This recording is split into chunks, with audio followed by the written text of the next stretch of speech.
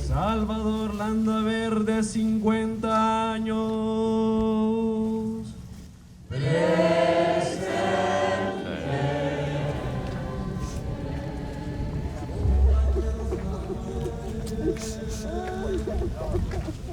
Secundino Fabián.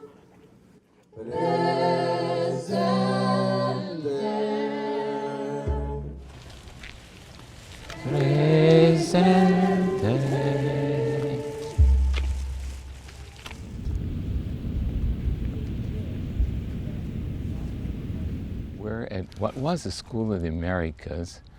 It's now called WHINSEC, the Western Hemisphere's Institute for something or other. I don't remember what all the letters are. We're going to be here with a group of students from New Jersey, Pennsylvania, and other states who have come.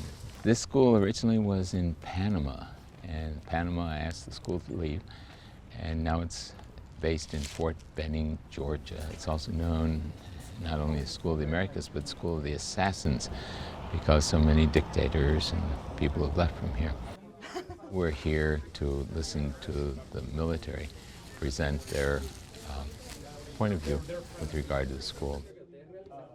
This is an institution in where the United States helps providing allies and partners in the Western Hemisphere, understanding, specifically in this course, our doctrine. How did the U.S. conduct military operations and other operations, just in the event that, 10, 5, 20 years from now, we'll need a coalition of partners. These guys are all going to go back. They're going to have important positions in their respective countries.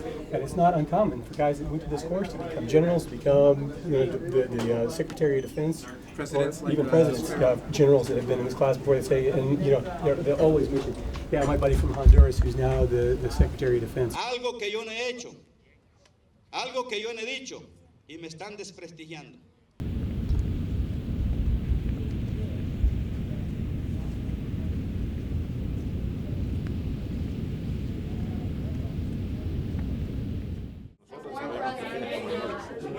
La que te dice de tiene que entonces el centro de gravedad. The curriculum here is actually drawn from Fort Leavenworth. It's the same curriculum that U.S. officers get. I mean, stuff you're seeing on the board right there, I just did that like last year. There's a question on the board over here about the situation over near Russia, and it says, how can we mitigate the influence of Russia and minimize the development of Islamism? Would it be possible to substitute Catholicism there?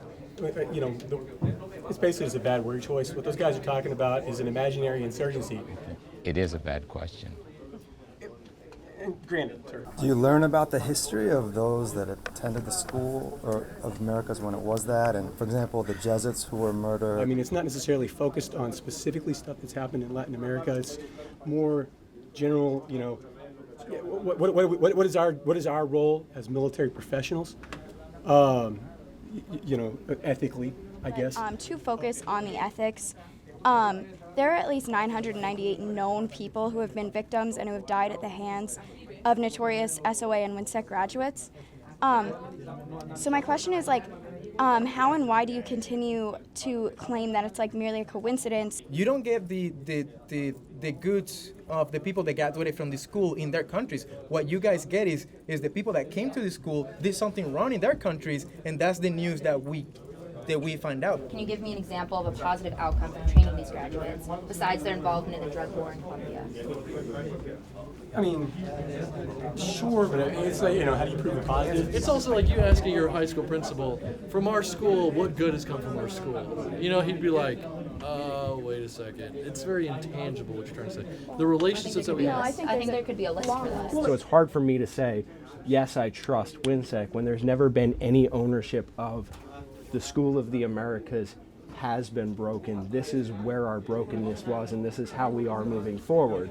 There's obviously been some acknowledgement that something could have gone wrong because the curriculum has been pretty heavily modified. I have some cards for the Marine Corps if anybody's interested. And you guys want to be in the military?